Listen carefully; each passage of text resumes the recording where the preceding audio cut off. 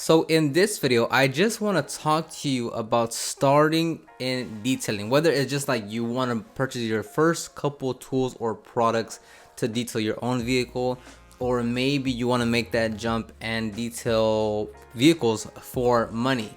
So when you see my videos now, or anyone's videos, you see the extractors or the polishers or the steamers or a bunch of pads and polishes and towels and coatings and these neat and fancy tools and products that looks like you have to have in order to start or in order to get great results. But like me and like many others, all the tools and products were accumulated over years and years. So it's not like me that I spent all the money on an extractor, all the money on a steamer, all the money on tools and products all at once, which I actually did, but it was a huge mistake because I ended up using only 20% of a huge list of items that I actually purchased. So if you're if you're watching videos and you're like, man, I wish I could detail, or I wish I could start a business because this and that, but I don't have XYZ, I don't have that skill, I don't have that tool, I don't have that product, I don't have that money to get started, just remember that like I have all these extractors and all that. Other people have a bunch of polishers and stuff.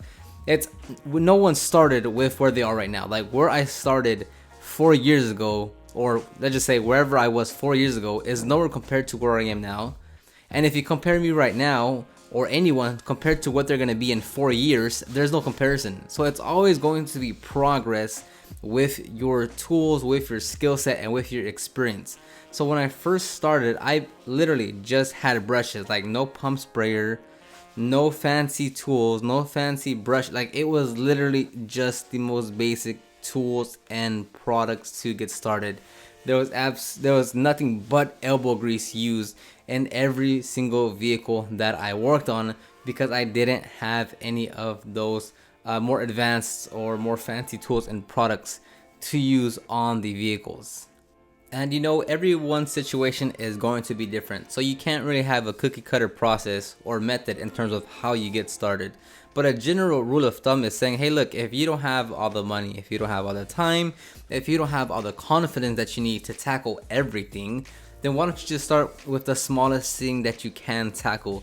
Whether it's just saying, hey, I just want to go to the local auto parts store, spend $20 and just wash my vehicle. Or hey, I want to buy one brush and I want to buy one cleaner, and let me just tackle the door panels. Just break it up into bite-sized pieces. That way you just slowly slowly edge your way into just starting to clean your vehicle, gain that confidence. And the number one thing you can do to get better, to get more efficient, to get better results is to be more frequent. It's to do more vehicles. It's to get more experience. One of the best quotes I've ever heard and that I follow a lot is, you have to be frequent before you get good.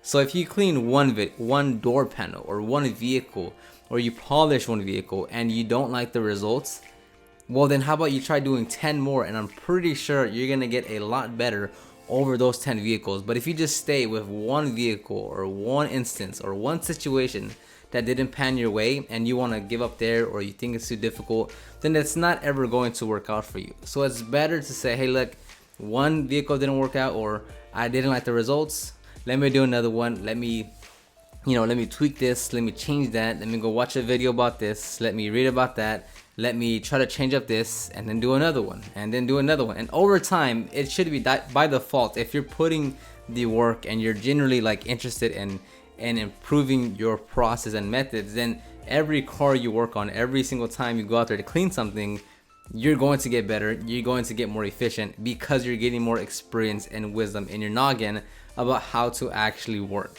And another important thing is that you can't compare yourself, and you shouldn't compare yourself to whoever else you're watching on YouTube.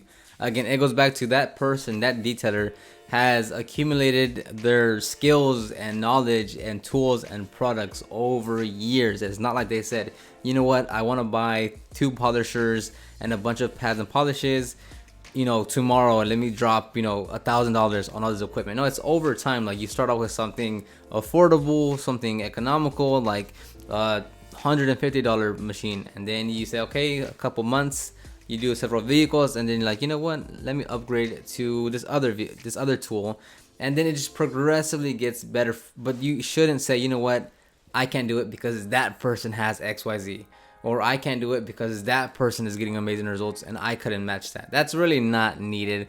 Whether you are doing this for personal use or for you want to start a business, there's just comparing yourself is never going to end well for you at the end, because it's just, you're pretty much downing yourself and giving yourself excuses of why you can't do whatever you want because someone else. So don't compare yourself. Just start off slowly and progressively work towards, or just improve over time on every single detail. And remember, you have to be frequent before you get good.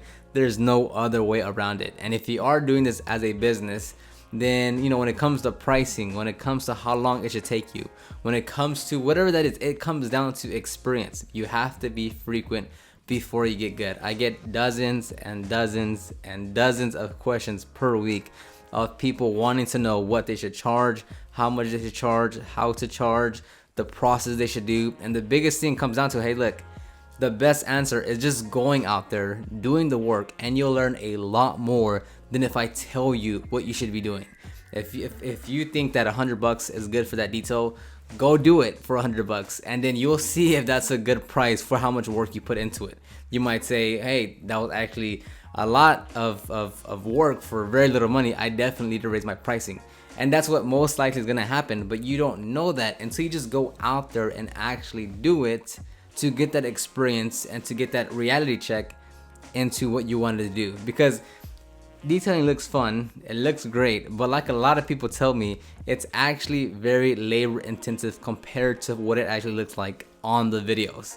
Like, people think like you just go in your vehicle, or you wash your vehicle, you clay it, you polish it, it looks all nice and fancy. But then once you actually go out there and you're standing and sitting and standing and sitting and moving around and bending over and yada yada yada, it's very labor intensive, and it takes a lot of it's just a physically demanding job. So you'll get a reality check once you just go out there and say, wow, like, this is actually not what I expected when it came to detailing compared to what I saw on the videos.